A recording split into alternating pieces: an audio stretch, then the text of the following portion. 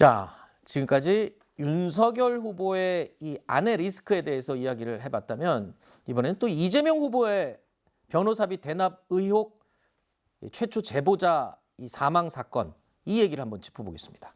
최근에 숙박업소에서 숨진 채 발견된 이모 씨 이야기인데요. 먼저 관련 내용을 화면으로 잠시 보시죠. 해경군 김씨 사건에 대해서 경찰에서는 처음에는 기소 의견을 송치했습니다. 그런데 검찰에 가서 그 기소 의견 송치가 불기소로 바뀌었거든요.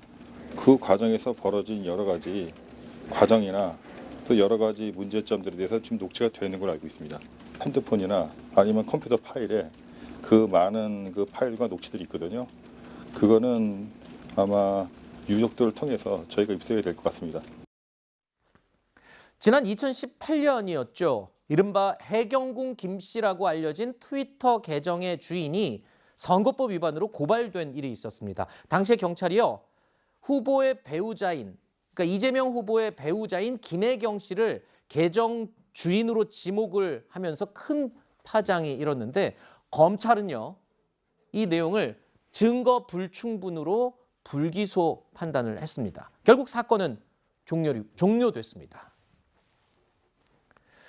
자, 바로 지금 화면으로 보고 계신 이 글들이 해경군 김 씨가 실제로 작성했던, 그래서 논란이 됐던 그 글들입니다. 이재명 당시 성남시장을 좀 지나치게 옹호하고 있는 내용의 글들인데요. 반면에 문재인 대통령과 또 다른 정치인들에 대해서는 너무 지나친 비방을 담은 그런 글들입니다. 그래서 아주 더 큰 논란이 되기도 했었죠. 그런데 최근에 이 숨진 제보자 이모 씨가 녹취를 갖고 있다는 이야기가 추가로 제기가 된 겁니다. 그런데 이 녹취의 내용은 해경군 김 씨 사건과 관련이 있다.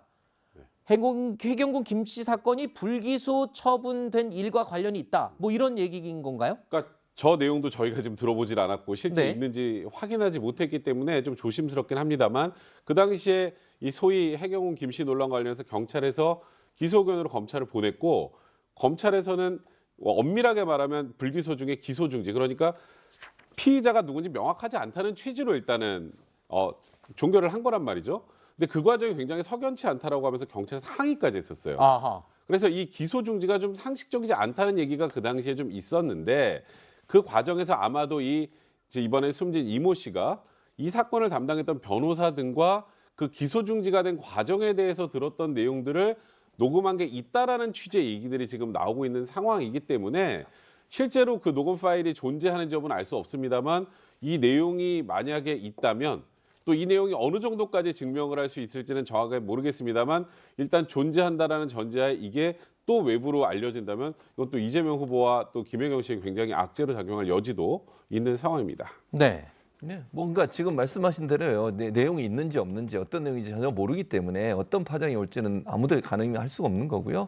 저 이제 변호사 주장이시니까 만약 있다고 하면 밝히고, 있으면 그거 듣고 나서 어떤 일이 있는지를 확인하면 된다고 저는 봅니다. 그러니까 지금 상황에서는 어떤 것도 단언적으로 얘기할 수 있는 상황이 아니에요. 왜냐하면 저분은 저렇게 주장을 했지만 파일이 있는지 없는지도 지금 현재는 확인이 안 되고 있고요. 그리고 이제 있다 하더라도 어떤 내용인지도 저분의 주장이 100% 맞는지도 모르는 상황이기 때문에 좀 지켜봐야 될 것 같습니다. 네. 뭐 설 토론회 전까지 해경군 김 씨 사건의 녹취록, 또 김건희 씨의 녹취록, 이 두 녹취록의 파장이 굉장히 크겠군요. 알겠습니다.